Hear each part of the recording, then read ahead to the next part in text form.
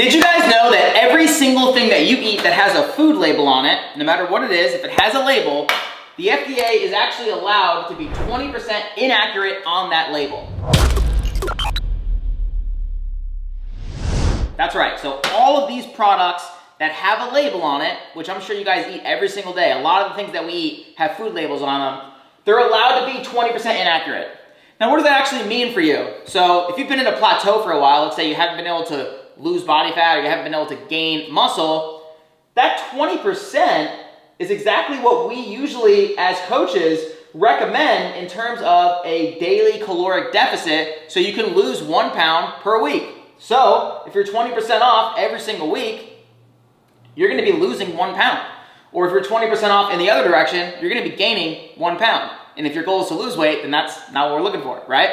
So this is a really big deal. I want you guys to understand that most of the labels that you guys are reading definitely have some inaccuracy, all right? So the only way that you can really get away from this is to start sticking to whole foods. And if you can stick to whole foods, as I wrote with this arrow here, it will avoid this 20% inaccuracy. Now, what are whole foods? Whole foods are just, meats, fruits, vegetables, and nuts. Very basic, whole, hearty things, right? So I know not everybody wants to eat like this, and obviously if you are eating like this, you're cooking your own food.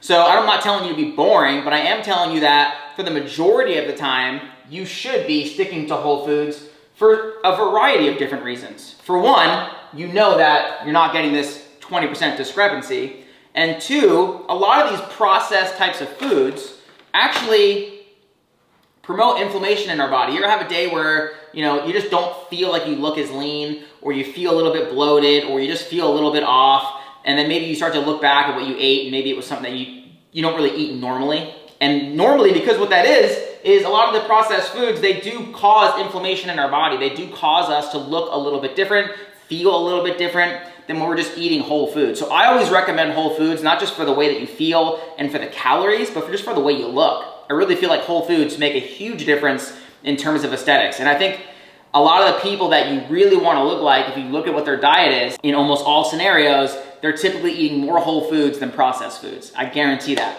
So the next thing I want to talk about is just the simple fact that I would say 9 out of 10 times when I bring this up, almost nobody has ever heard of this 20% discrepancy. So now we talk about 77% of Americans do read labels. So that's kind of cool, right? 77% of people actually read labels, which makes me think, wow, people are pretty educated these days. That's a good thing.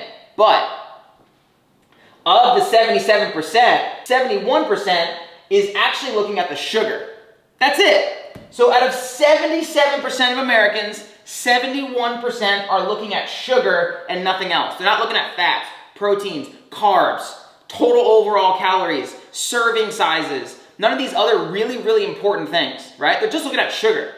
And I don't really fault them for that, because there was a time when everyone thought that fat made you fat, when carbs made you fat, right? People always just go through different fads all the time, and right now sugar is like the big thing that everyone's trying to look at.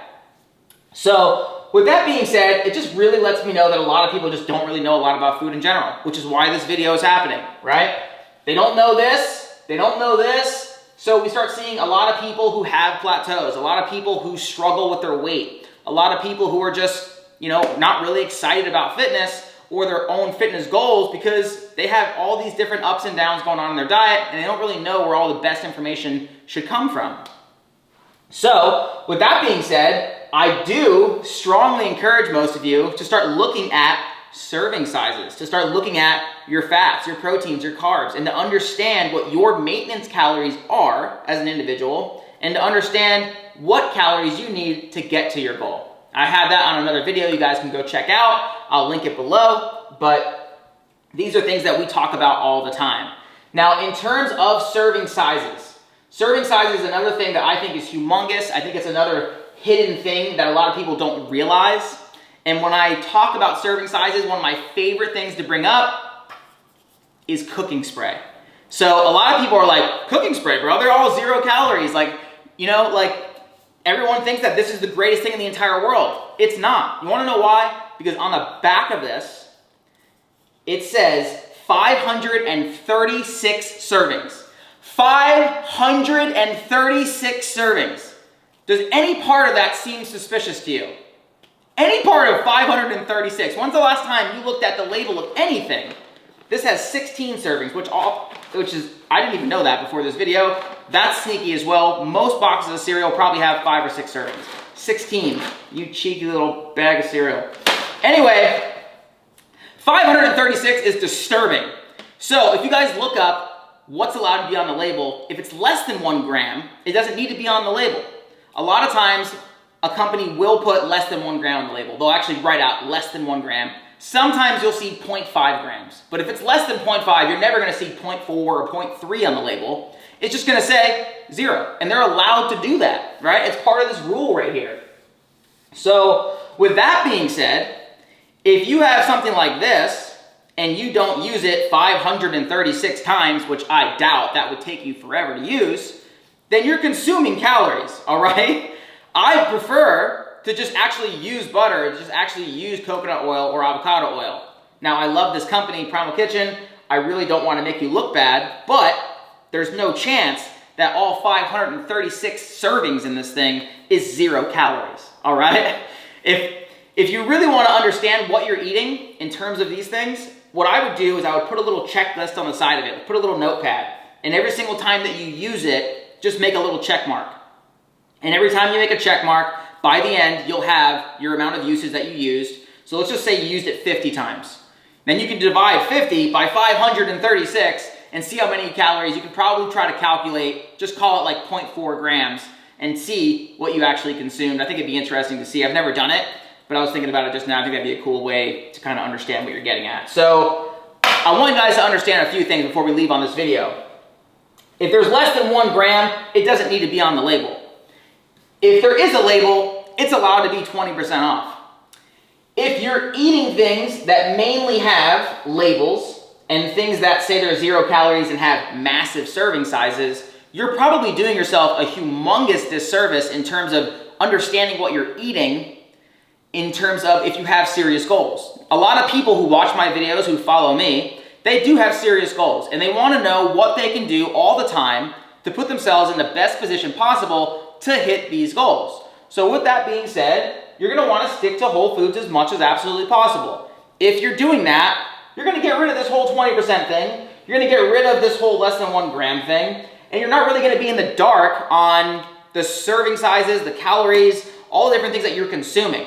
Now I understand, in general, this is a big confusing type of a window for a lot of people, big topic, but these are 2 huge things that pretty much gets rid of anything you're gonna read on labels, all right? So I basically just went over anything you're gonna see in terms of labeling. So when you go to the grocery store now, just understand that the labels can be off. Understand that huge serving sizes mean that there's something kind of fishy going on. So what you can do is just not really get stuff like this and just get the actual cooking oil or the actual butter or something. Stay away from the labels and start to using more whole foods so you understand your calories, all right? Big deal. The next thing that we can talk about in another video is the quality of the meats, stuff like that, and then different ways that you can cook it or different ways to measure it in terms of raw or cooked. These are things that just require an entirely different video. But what I do want you guys to understand is this right here could be the small thing that you need to add into your routine right now that can make all the difference, all right? So I hope this video was a huge help for you. If you really liked it, please share it with your friends.